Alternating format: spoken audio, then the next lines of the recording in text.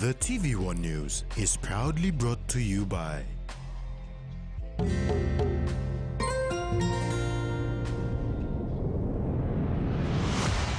BSP, our bank, our people.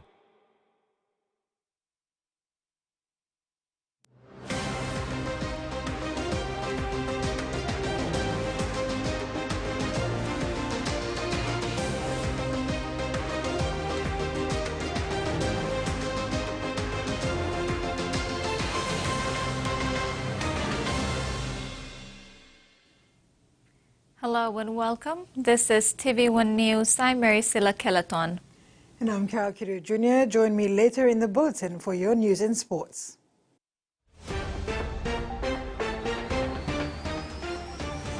In this edition, plans to lower the cost of maternal care. Grant program launched to help local organizations, and a wake-up call for football development.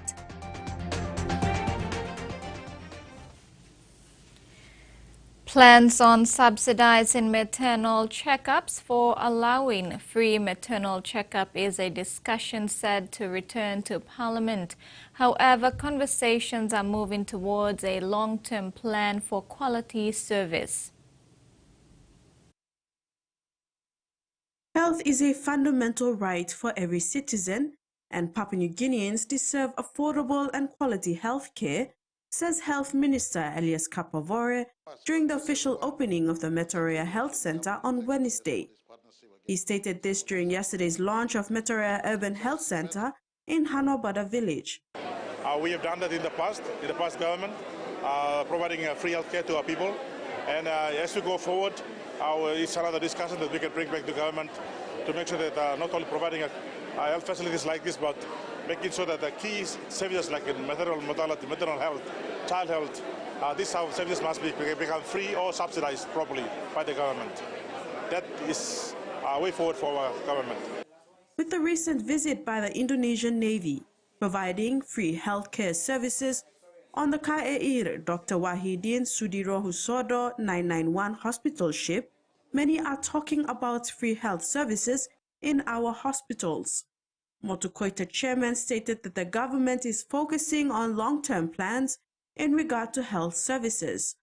Although the Assembly has provided free health services before, everything does cost money at the end of the day. I think we're talking long-term here, and this is why, just last year the Assembly did a dental program up in Metorea. We gave a free service to over 2,000 children, but we need a long-term plan, and that long-term plan is not going to be free. Yeah. Everything costs money, so I just want to support the government of the day and the Health Minister. They're putting a lot of effort into ensuring that health service is made available. But I think when we're talking free, that mindset we've got to start shifting very soon. Minister Kapavore reiterated that their desire is to have healthcare services that are accessible, affordable, and quality within the reach of the people. Furthermore, the Health Department is now working with NCDC to have a master plan for health and clinical service in the nation's capital, to identify other areas that need similar kind of health facilities like the Metorea facility. Jasmine Rajak, TVWAN News. For the first time, women in Port Moresby can deliver babies outside of Port Moresby General Hospital, following the opening of the Mugil Urban Health Center. Health Minister Elias Kapavore acknowledged this during the opening yesterday. Chairman for Motukoita, Daddy Toka Jr., emphasized a mechanism in place to not cause overstretching of the services in Mugil Urban Health Center. Just imagine 15,000 to 17,000 mothers delivering every year.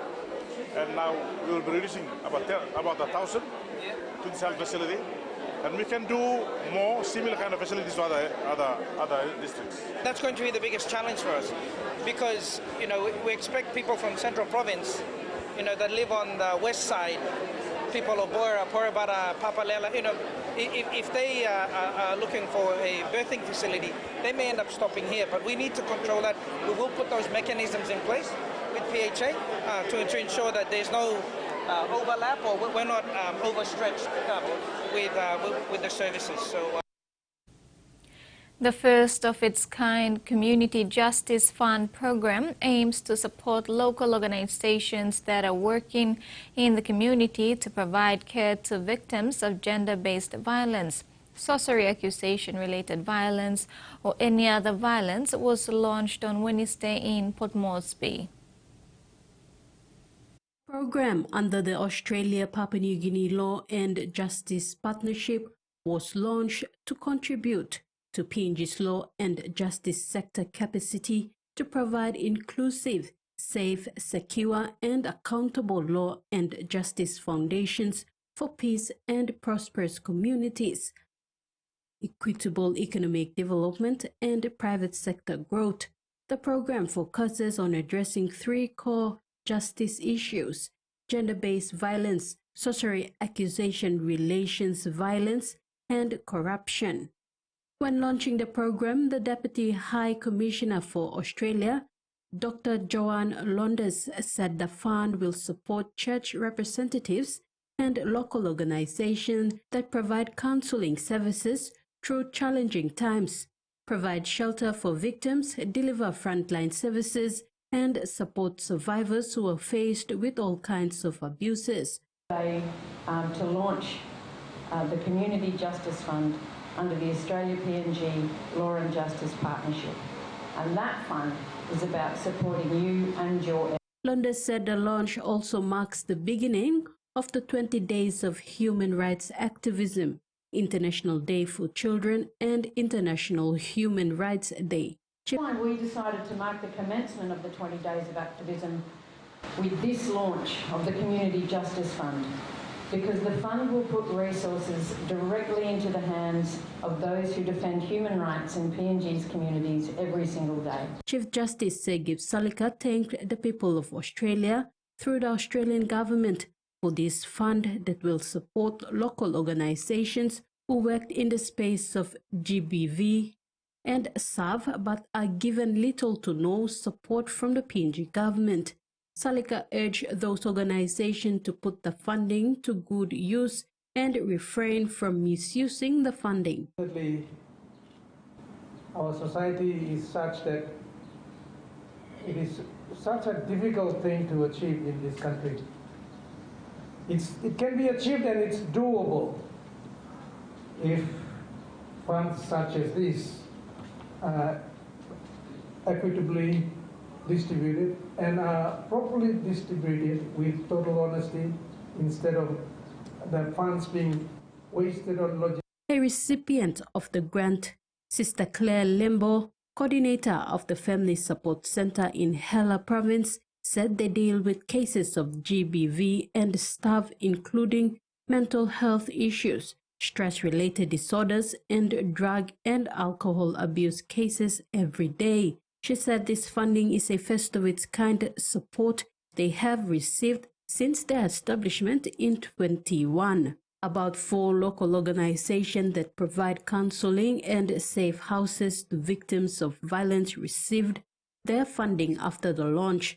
This organization had applied for the grant and had passed all requirements to be eligible for the funds. Applicants are open to other local communities to apply for the grant as well. Tracy Pa, TV1 News. Meanwhile, Londes said there are 3 levels of funding for the grant that will run for 1 to 2 years. For first-time applicants, they are eligible for 25,000 kina.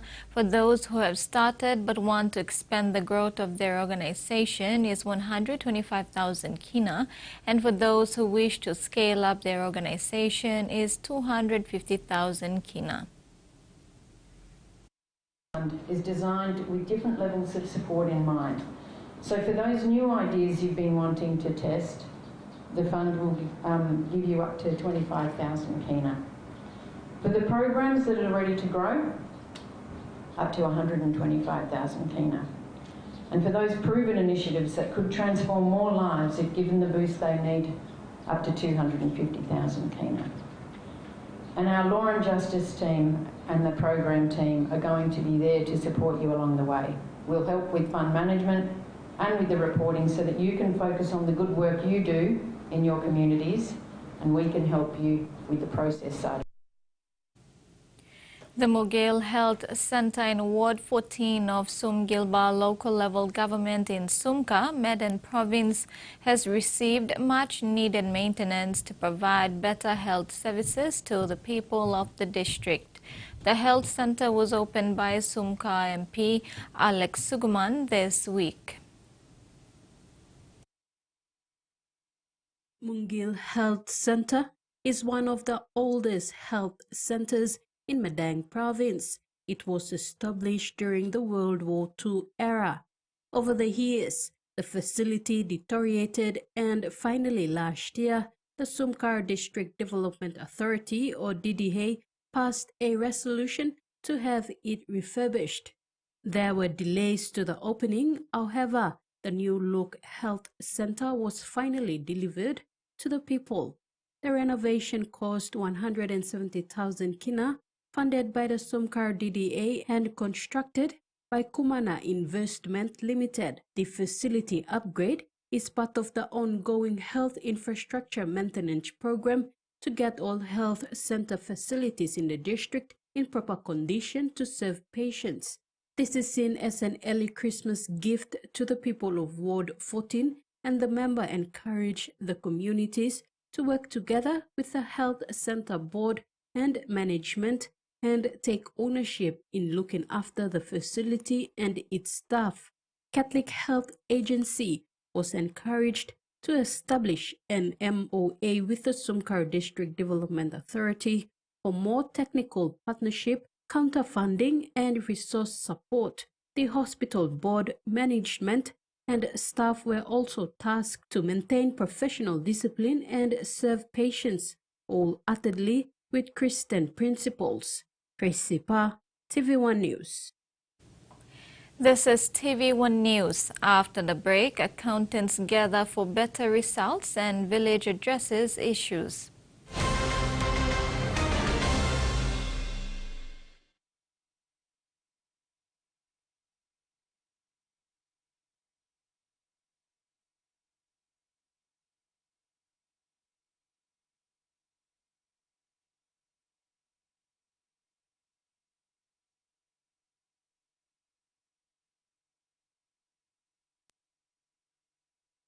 Way to bank. BSP, our bank, our people. He says the best Hunters players come from his region. So does she. But there's one thing that brings everyone together.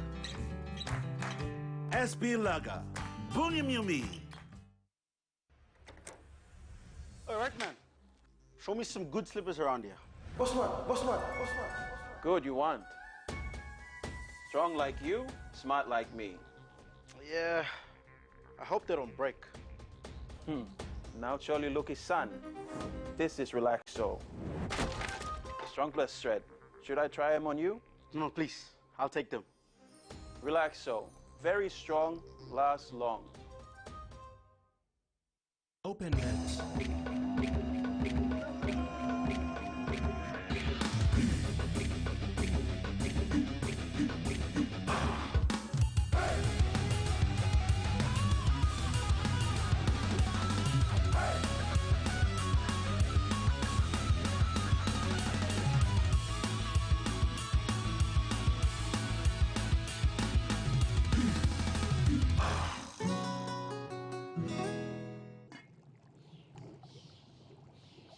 Hiya, Mama.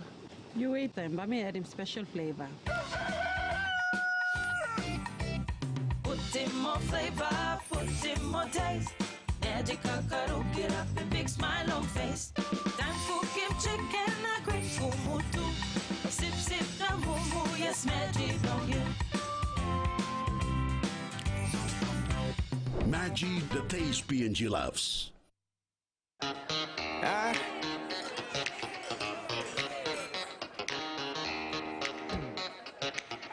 Superstition ain't the way.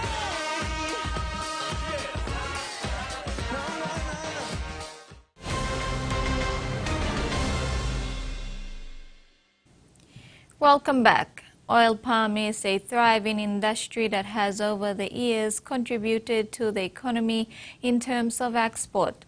On record, a total of 8.6 billion kina was generated between 2018 to 2022 owing to stable global market prices, making PNG the fifth largest oil palm producer and exporter in the world.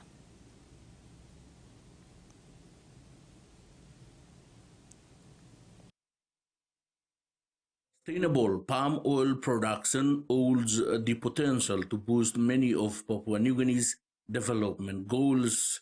Not only does sustainable palm oil guarantee the conservation of the nation's vital forest resources, but also creates employment opportunities for PNG's growing population. Speaking on behalf of the Chief Secretary to the government, Ivan Pomaleu, at the validation workshop of palm oil policy in Kimbe this week, Manager Policy within the PMNNEC, Brendan Pulai, says the Department of Prime Minister remains supportive of this policy as it is futuristic and all-encompassing, capturing the views and interests of all stakeholders. He said it also complements the current national government initiatives to incentivize, empower, and grow the rural economies by engaging rural communities. All sector initiatives, whether it be renewable or non-renewable sectors, must have a watertight policy, and oil palm is no exception. Pulai says there must be alignment with Vision 2050 and MTDP4 as both of these overarching plans set the basis for the development agenda of the government. Furthermore, he says being a successful industry, oil palm has helped sustain many rural economies in PNG, and this policy must also complement the government's policy to modernize and downstream process PNG's palm oil produce that will in turn increase revenue streams to support the national budget. The establishment of the Oil Palm Industry Act is also key to ensuring that the industry is effective, fair, and regulated in terms of apportioning proceeds that are derived from the landowners, including developers and the state. He stressed that there must be a level playing field for all stakeholders in the policy to enhance the oil palm industry. Freddie Moe, TVWAN News. A two-day gathering of certified practicing accountants in Papua New Guinea commenced today. The conference also marks the 50th anniversary of Certified Practicing Accountants Papua New Guinea, a milestone testament to the longevity of the organization and its commitment to excellence and integrity in the past 5 decades. In his address, CPA PNG President Richard Kuna highlighted the rapid advancement of technology, particularly in areas such as artificial intelligence, emphasizing the potential for revolutionizing work and making processes efficient and secure. However, with these opportunities come challenges that include cybersecurity threats to sensitive financial information. A panel of industry experts this afternoon discussed best practices and strategies for long-term success and integrating sustainability into accounting practices with regard to utilizing AI in accounting. This theme is both timely and thought-provoking as we find ourselves at the intersection of profound change and limitless opportunities within the accounting firm. Transformation and automation is the biggest mega trend that is affecting the accounting profession as we know it. Advancements in artificial intelligence, machine learning, and robotic process automation are shaping how we work. Routine tasks like bookkeeping, reconciliations, tax reporting, preparation of financial statements, analysis, are being automated at an unprecedented pace. what is happening globally in the transformation and technology stage, the ever-continuing drive to help us be more efficient and do things more efficient and save time. The experts assuring accountants present that AI may not be taking their jobs, but rather someone skilled in utilizing AI. It's been mentioned a few times today, but you may ask yourself, how much of our job will go to the automation platform? Mo says that your jobs will not go to the automation platform, but it's very likely that it will go to someone who knows how to use the automation platform. In order to uphold the highest standards of integrity and transparency, suggestions on talent development and skills gap were highlighted. At the same time, we must prepare the next generation of accountants to thrive in this dynamic environment. Collaboration, emotional intelligence, and adaptability will be as important as technical knowledge in shaping the future of our profession. Organizations can ask themselves, what is your ambition? So determine your ambition. How important is AI to your business and your financial reporting function? There's no time to sit back. In 3 years, all companies globally will be using it, and this will transform the way we work and our work environments. The 28th CPA PNG and CPA Australia Conference continues tomorrow with discussions on geopolitical alignment with regards to Papua New Guinea, foreign exchange and stability, inflation dynamics, and navigating the impact of kina devaluation among key presentation topics.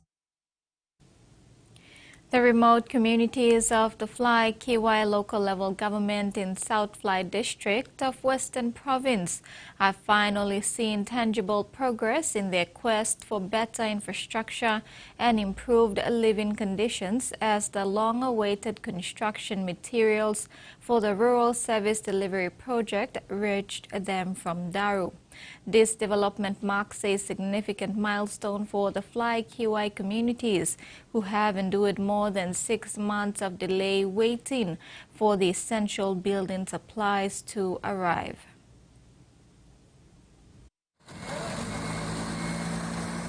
The remote communities of Fly Kiwai local level government received the supplies worth 1.4 million kina this week. The supplies are now en route to respective wards, bringing new hope to the 10 communities eagerly anticipating the start of their sub-projects. The Fly Kiwai communities opted for a focus on infrastructure projects rather than a broader mix of initiatives like solar lighting or water supply systems. The challenging geographical and logistical circumstances of this remote area necessitated a robust approach to infrastructure, resulting in the selection of 10 different construction projects aimed at bolstering community services. The journey to get the building materials to Fly Kiwai has been fraught with obstacles. The region's isolation and lack of accessible transport routes have made logistics a persistent challenge, worsening delays. The Western Province is known for its difficult terrain, making transportation time-consuming and costly. The lengthy wait for supplies underscores the reality of working in one of Papua New Guinea's most remote LLGs. Nevertheless, the determination of the local leadership and project stakeholders has been unwavering. And now a look at the finance news. The kina closed lower at $0.2522 US in the interbank market. At Bank South Pacific, our kina was buying $0.2447 US, $0.3734 Australian dollars, $0.2247 euro, and 37.73 Japanese yen. Looking at commodity prices at New York close, gold and copper closed higher. Crude oil closed lower, and the rest closed the day unchanged. And on the stock market, the Dow Jones closed unchanged, ASX closed lower, and all ordinaries closed lower as well. TV1 News continues when we return. Stay with us.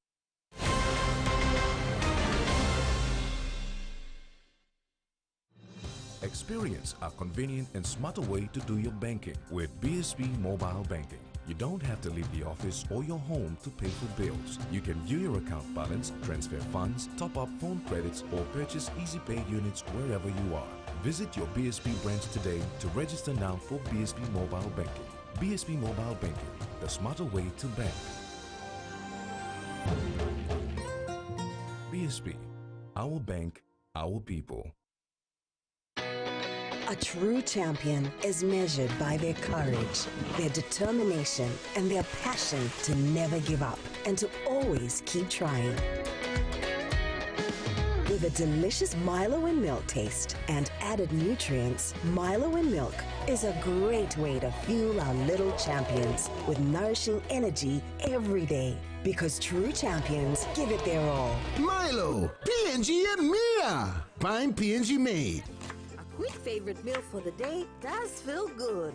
Snacks noodles is my choice for a simple meal. It is easy to prepare and fast to cook. And with a touch of flavor and ingredients, quality noodles that can be cooked and enjoyed in many different ways. You see, my whole family loves it. It's made here in PNG and comes in different pack sizes. Snacks noodles, tastier by you like you more. Enjoy life when we work together, making happy memories that last forever. Young or a scale rice family meal with talk. Don't bring out the smiles, cause it's a favorite by miles. Senisi gola scale rice low scale price. Senisi gola scale rice low scale price. But you like him? Bro, it's awesome, man. Pepsi promotion. I'm so excited. Let's go, let's go. And Pepsi from Max. Pepsi from Max. And how do you win this? Buy 2 plus Pepsi, that's all. 2 cans, bro. 2 plus, that's all. You get yourself a chance to win this box of Max. It's crazy cool. My God. Pair of headphones. It's a towel.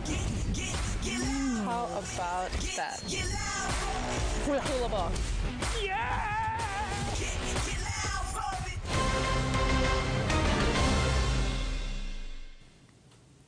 Welcome back. Papua New Guinean reggae artist Tavin Tooney has announced that he will be releasing his first ever EP or extended play. The EP will be launched on Friday at the Cosmopolitan. Tavin plays for this EP to be a dramatic shift in the usual content of his music.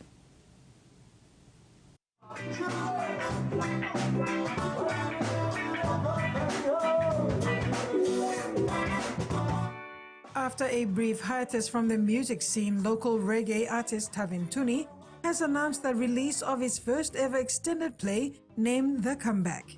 The EP will consist of 6 songs and will differ from his usual style and content of music, opting to sing about life and the issues he faces rather than singing about relationships and women.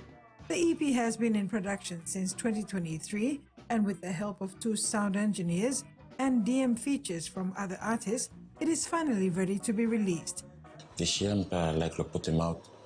Long time, make him release more singles from me, so thinking make it comeback. My name EP and the comeback EP.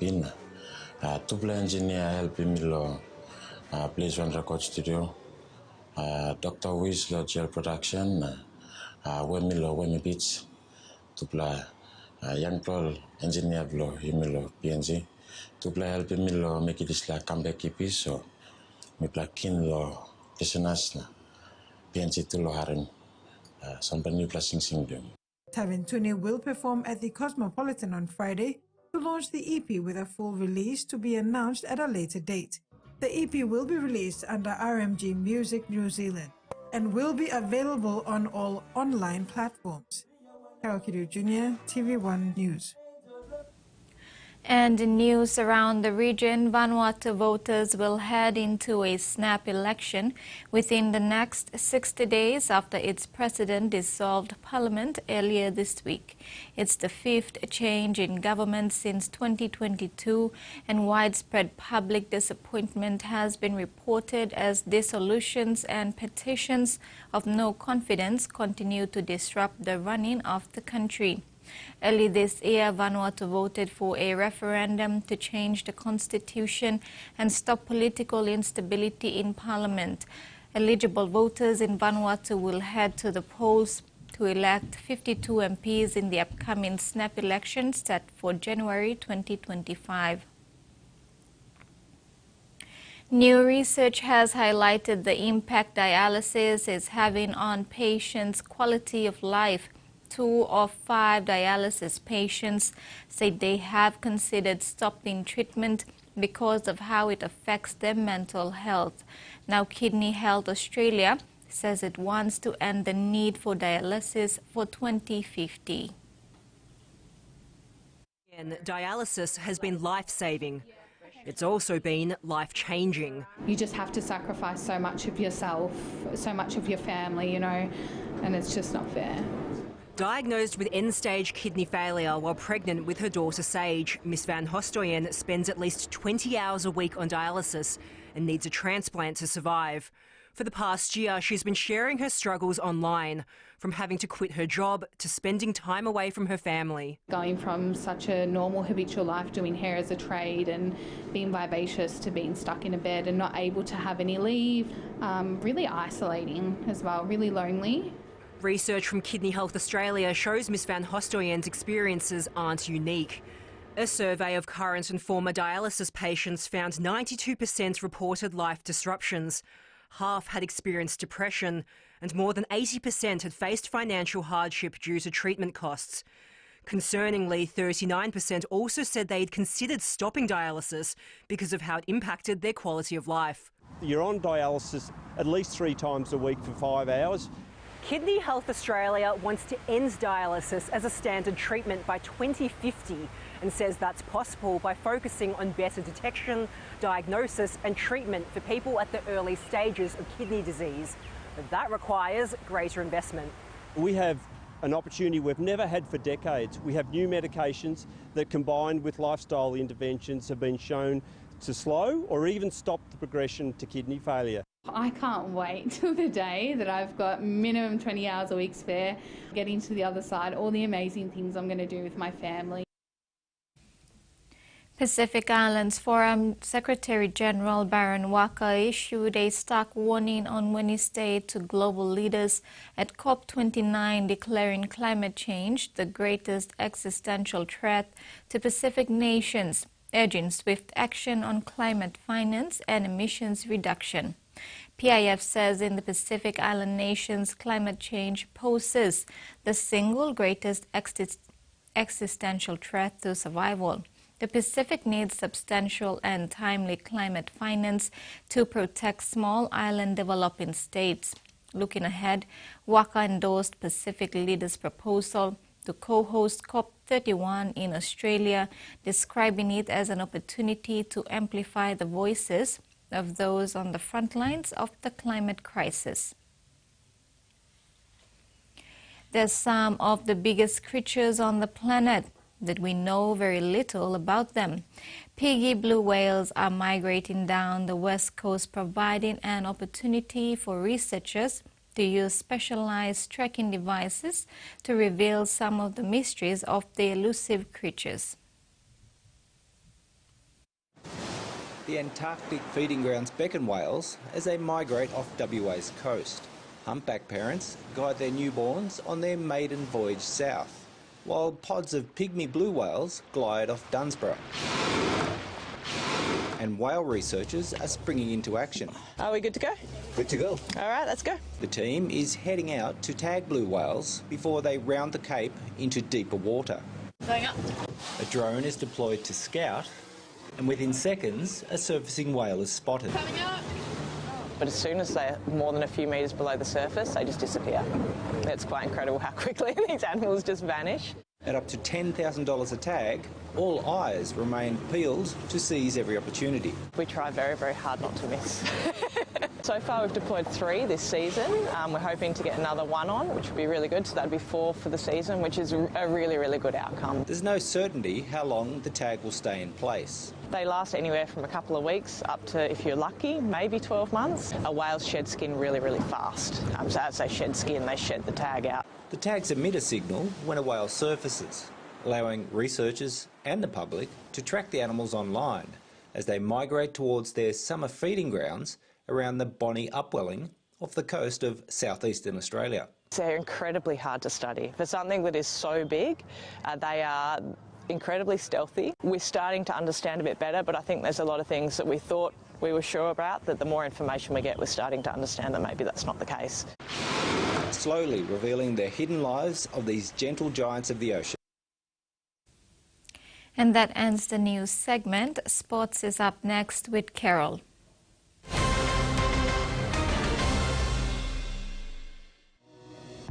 In its first 10 years, the PNG LNG project has had a long-lasting impact, contributing more than 26 billion kina to the state of Papua New Guinea. Equity distributions are paid to KPHL and MRDC based on the interest they hold. Tax is paid to the IRC, while development levy and royalties are paid to DPE. For more information on direct and indirect benefits, visit PNG EITI's website.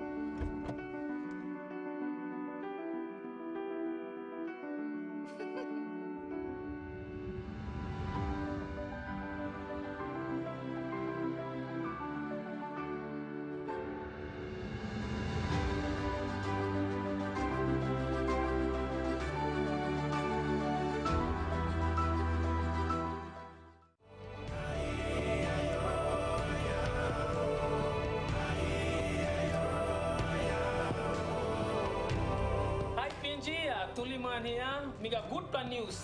Movie belum pla place man. Sa movie and story belum memang pla boys talo place.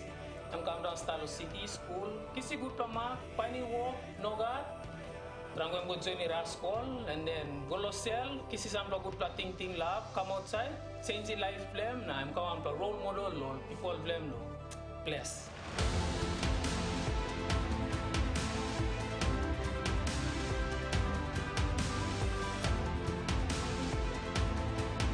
The land is a valuable asset. So catch me on Placement, premiering Wednesday, 11th December at 8 p.m. on TVWAN+.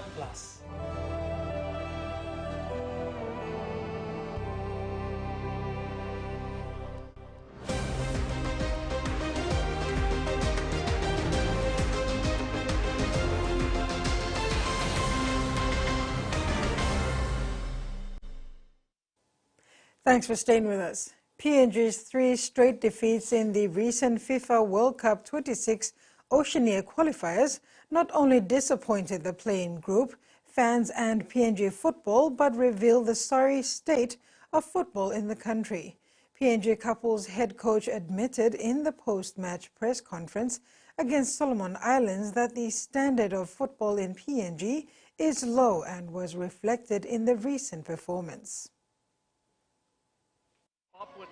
Following the disappointing exit in the FIFA World Cup 26 Oceania qualifier, the PNG couples head coach Felipe Vega Arango highlighted serious concerns with football in the country. The couples head coach hit the bullseye, echoing that the standard of football in the country is low compared to others in the region. Well, that's a tricky question in this moment, because I could say something that maybe be offensive to the league, to the coaches and to the players. It's very obvious that the level of the league is low. I mean, that's very obvious. When is the last time that a team from here has played the final of the OFC League? I think Hekari 2010. It's been a long time ago. That's 14 years ago. So we have problems here. I think we have development problems. I don't see children playing, but I see many children playing rugby. I don't see any children competition. So I think the federation have to change their strategy to try to create a new crop of players. It's just, and then, like any other countries in Oceania, be a little bit strict in the league regarding coaching, because something that the players told me that the coaching is not that good. So if you don't have the license, you cannot coach more online. So we should move forward to try to be a little bit more professional and to raise the standards. Vega Arango said his admission about the state of football in the country may not sit well with PNG football and those who contributed to the development of football in the country, but truth that must be told. The couple's coach said there is so much work to do.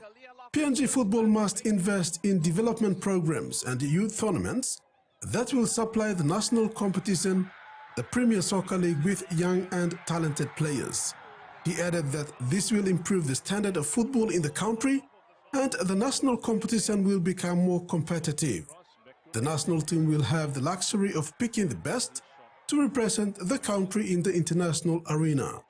Meanwhile, the PNG couple's coach is expected to assemble a young side at the MSG Cup in the Solomon Islands in December. Rex Lita, TVWAN Sports.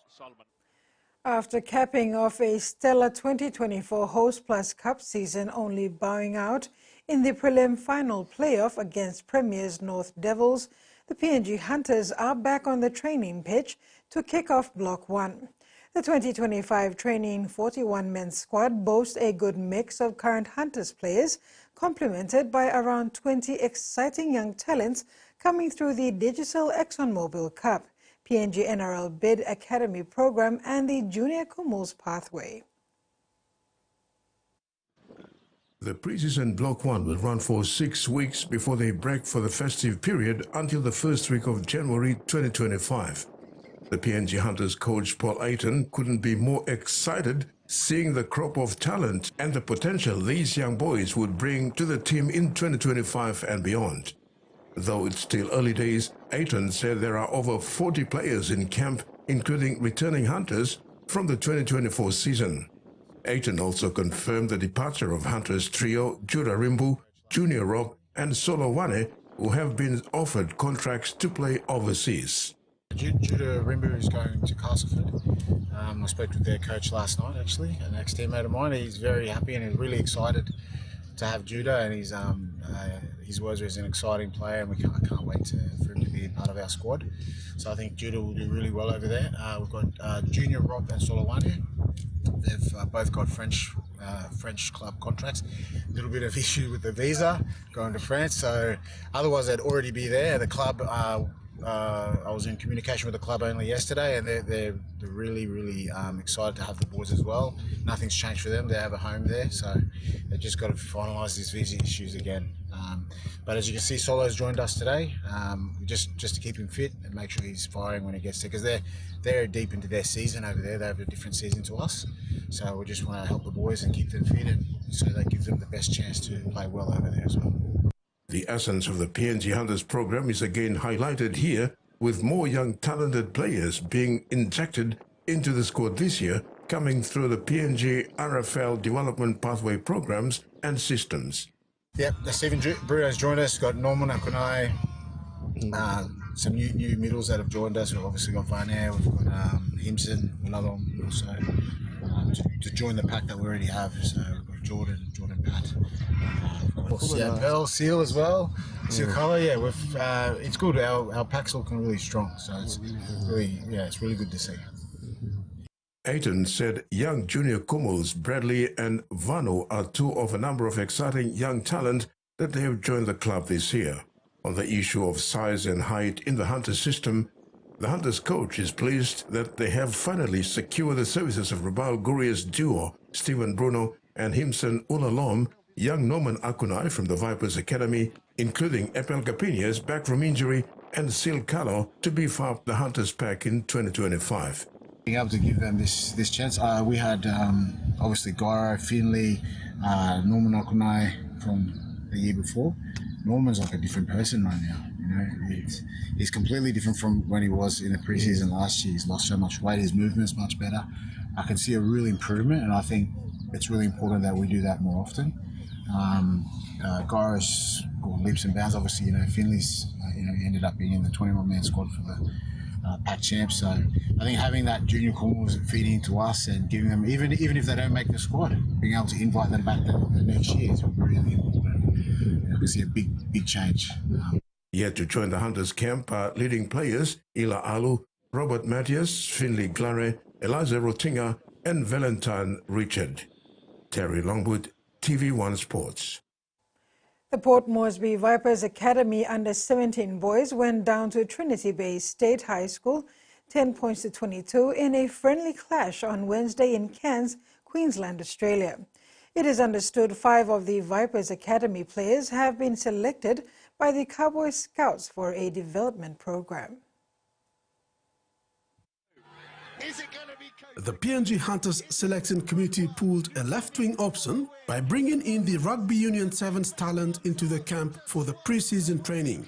Not many rugby fans saw this coming. Voku's selection was a surprise to many, but not to the selection committee. Paul Aiton, who did so well by steering the Hunters to preliminary finals in his rookie season in the Host Plus Cup, knew exactly what was needed in the team. He said Voku was the ideal candidate given his speed, height and highlight. Yeah, just to provide a little bit of size for our outside backs, for the wingers, catching in the air, because we've got a few young kids that are there, but they're injured as well. So we just brought him in to see how he would adapt. His highlights looks pretty good. And he's a good kid, someone good to have in the group, and just to see how that transition goes. You've probably seen other teams that they're doing something very similar with bringing rugby sevens boys in. But yeah, he's got a lot of skill. He's good in the air, so we just want to see how we go in our game. It is an opportunity for the young man who has been in outstanding form in the last 2 years playing rugby union. Voku represented PNG in Rugby Union Sevens team Puk Puks in most of their matches in the recent years. Hailing from Biala, West New Britain province, the towering back has been an eye-opener in the national and provincial sevens tournaments. He was one of the standout players for Biala Suarez in the Sports Talk Sevens tournament last 3 years and helped his team claim the cup title in 2023. Voku plays as fullback and on the wings for Prema Osenko brothers in the Pepsi Capital Rugby Union competition in Port Moresby. He was part of the grand final defeat to Valley Hunters this year. Aiton says they are grateful to have Voku in the Hunters camp with other young talented players. Rex Lita, TV1 Sports. 34 teams have registered in the 21st NCD Governors Cup men's tournament set from December 9th to the 27th. The cutoff mark is 64 teams only and 30 spaces are available on a first-come, first-served with the registration fee of 1,000 kina payments in full. Aki said no installment or part payments will be accepted as teams avoid fulfilling their commitments on time. Due to limited time, registration could not be extended beyond the deadline of November 29th. The 34 confirmed teams include regular Governors Cup campaigners, Connie Sharks, Border Storms, Sabama Raiders, Joyce Bay Roosters, and 54 Bears, among others. More than 762 students from 4 schools in Kokopo participated in the Olympic Values Education Program from November 14th to the 16th, 2024. The initiative, led by Team PNG hero athletes, aimed to instill Olympic values of respect, excellence, and friendship while promoting environmental sustainability through the Love Your Coast program. Hero athletes Relly Kaputin, Kelelesi, and Gantiana Joseph engaged students from Rabaul International School, Kalamanagunan Primary School, Kokopo Primary School, and Kokopo Technical Secondary School. Through personal stories, the athletes shared how Olympic values shaped their lives and careers. Kaputin, an Olympian and track and field star, emphasized self-respect, sharing how discipline and balance helped her achieve national records and international success. Leslie, vice-captain of the PNG men's touch football team, focused on mutual respect in team settings and its role in personal growth. Joseph, a karate athlete and environmental advocate, highlighted the importance of respecting the environment and reducing plastic pollution under the Love Your Coast program. The program culminated in a touch football tournament on November 16 at Kalamanagunan Primary School, involving 62 students. The event celebrated teamwork and showcased how the values of respect, excellence, and friendship could be applied in sports and daily life. PNG Olympic Committee Programs Coordinator Miki Tamarua commended the students' enthusiasm, noting how these values were evident both in the classroom and on the field. The PNG OC, alongside the East New Britain Provincial Government, continues to support youth empowerment and environmental sustainability through initiatives like OVEP and Love Your Coast. Plans are underway to expand the program to reach more students in the region. The Team PNG Hero Athlete program exemplifies the transformative power of sports, inspiring young people to embrace global citizenship, environmental stewardship, and the United Nations Sustainable Development Goals. Carol Kidu Jr., TV1 News. Western Australia's cricket head curator is confident the Perth Stadium wicket will offer plenty for the fast bowlers in Friday's first test against India, despite a difficult preparation. Australia and the visitors trained as work continues on the wicket following a day of rain. Rolling towards the first ball, Perth Stadium's groundskeepers are racing against time to prepare the wicket following unseasonal rain. Yesterday we pretty much lost the whole day prep with it being undercover. So we kind of saw the forecast early on, and we started prep a little bit earlier than we normally would, so we're sitting quite comfortable still. Australia captain Pat Cummins and coach Andrew McDonald inspected the surface during training with hopes it will be fast and bouncy. We're setting ourselves up really nicely for it. All things are leading to getting that wicket rock hard come Friday morning. So should a side bowl first if they win the toss? Isaac McDonald leaving that one well outside off. Oh, it's above my pay grade, mate. Way above my pay grade. Definitely no comment. Australia's pace contingent hit the nets, raring to go on the stadium proper. It's always a nice one to bowl pace on. It's bouncy, a few cracks later in the game potentially. So, in particular, Perth Stadium I really enjoy. So, yeah, looking forward to Friday. Josh Hazlewood not taking India lightly despite expected mass changes to the top of the order. The amount of talent in the Indian squad is quite unbelievable. The depth is phenomenal, better than any other country in the world, really. So, whoever comes in has earned their stripes and no doubt will do well. India is coming off a humiliating series loss at home to New Zealand, but bowling coach Morne Morkel is confident the players won't be weighed down by the pressure. The key message, and it is important for us to put that aside, look forward to the challenge here. I think for any cricketer, when you come to Australia, you know, you want to do well. This is where you make your name for yourself. Something players on both sides will be chasing. And that's all we have for sports. Over to you, Mary. Thank you, Carol. We'll now have the weather forecast.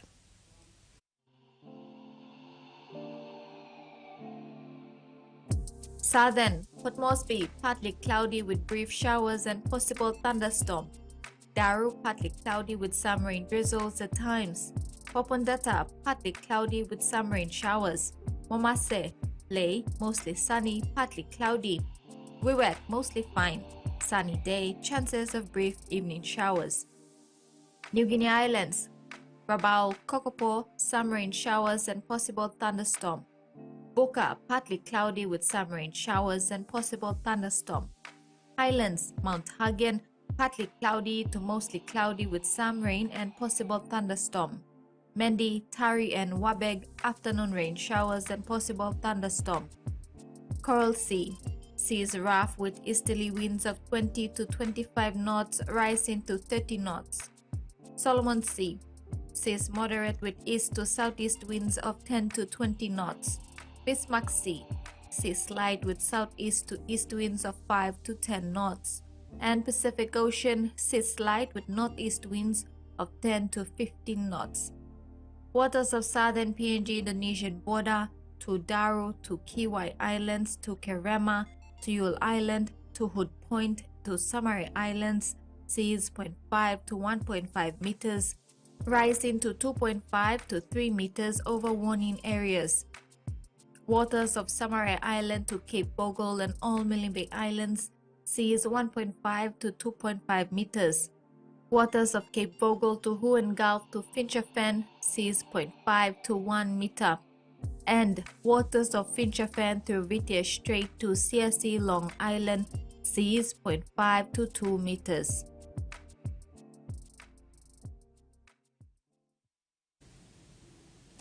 That ends another edition of TV1 News. Have a pleasant evening. Bye for now.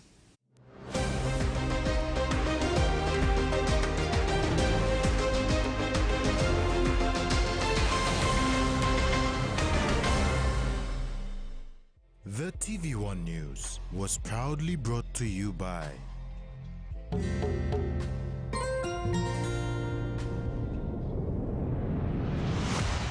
BSP, our bank, our people.